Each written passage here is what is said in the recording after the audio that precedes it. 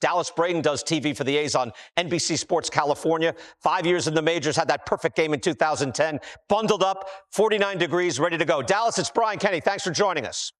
Anytime, BK. Anything for you boys. How you feel like you're a little warmer inside, huh? I have a sweater on. I'm inside, but I'm like 8 miles away from you right now. Big win last night, 3-2 over the Yankees. Yankees look good. Give me your early impressions of the A's right now.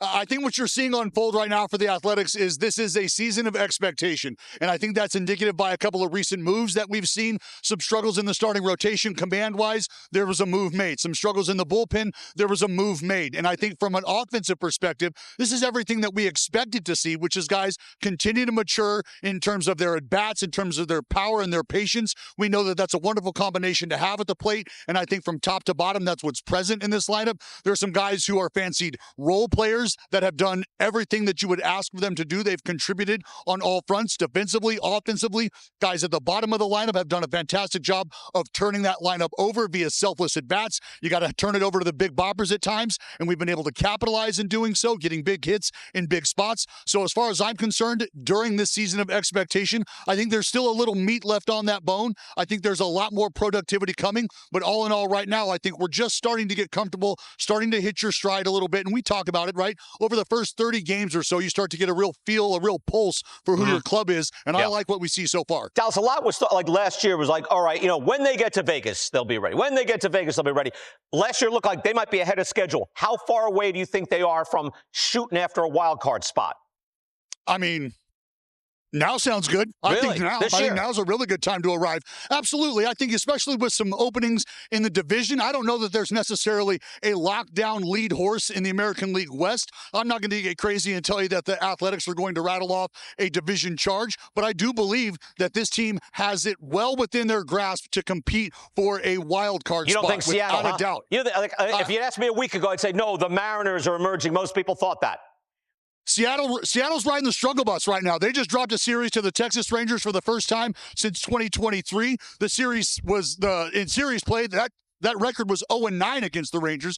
They come off a big sweep due to the Texas Rangers. They've got a three-headed monster in their pitching staff that they really like. Everything that we love about the Seattle Mariners on the pitching side, the questions remain for them from an offensive perspective. That offense right now, lowest average in the league, lowest on-base percentage in the league, lowest OPS in the league. They're hitting the ball softer than anybody in baseball right now. And I believe that's probably more of a collective approach conversation that we can have at a later time. Yeah. But I think those are reasons why I believe the Athletics are poised to make a run. All right. It's right. It is early, all those numbers, but those are results.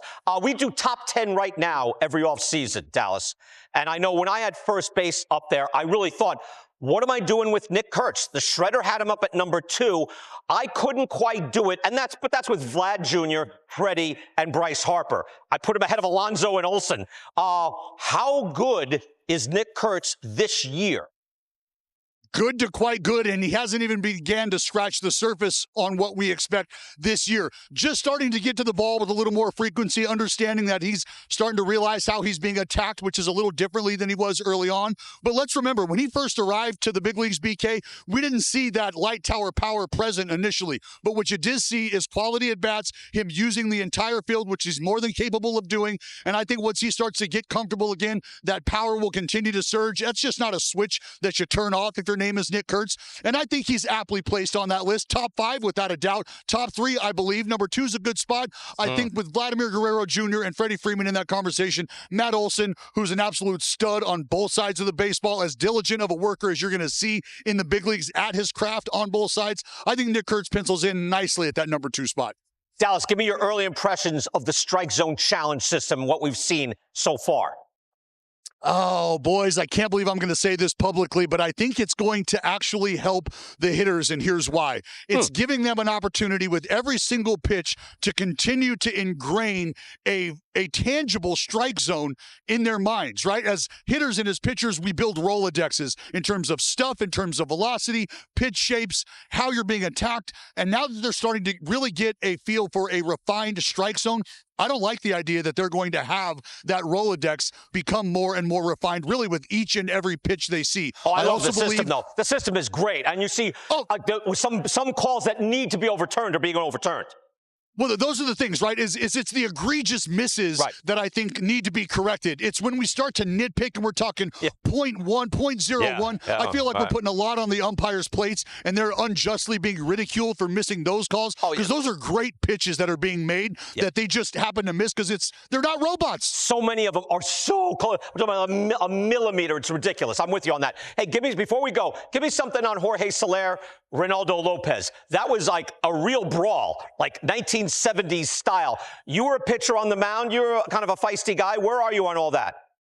Well, for one, I'll say this. I'm just surprised that the pitch that Ronaldo Lopez did throw somehow didn't end up on the barrel of Jorge Soler, because that's how that all ended up, right? When a guy owns you to the extent that Soler did, I think we understand where it came from. Look, I've long been a proponent of adopting the hockey-style approach to this. If you got a problem and I got a problem, let's go get each other. We can save the boys a jump in the bullpen. Let them rest and relax. We'll take care of it. We'll figure it out. We'll move on. And I'm not telling you that I was going to win many of those battles. That's probably my Chihuahua mentality coming out. But I think Ronaldo Lopez, what's he was banged for 7 games. That gets reduced to 5. I would have loved to see Jorge Soler really just get a slap on the hand, maybe 2 games. But look, he had a ball in his hand, caught Soler a couple times. It was fairly aggressive. We call that assault, brother. Yeah, along those lines, I thought the suspensions were light.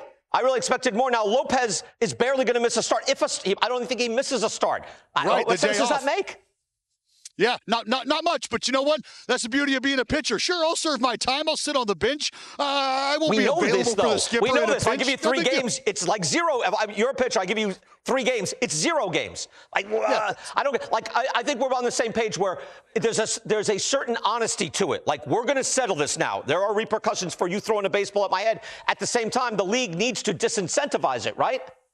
I believe so. Look, you never, ever as a pitcher want to take the career, the potential livelihood of another player into your hands. And with the kind of velocity these guys are walking around with today, it can get scary very quickly. And I think that's something that as a competitor, you have to keep in the back of your mind is I am at no point in time trying to take food off a guy's table or his ability to provide food and shelter for his family. And that's something that you just have to be cognizant of, because at the end of the day, we're all competing. We're all ultimately pulling in the same direction, right? We're all after that ring.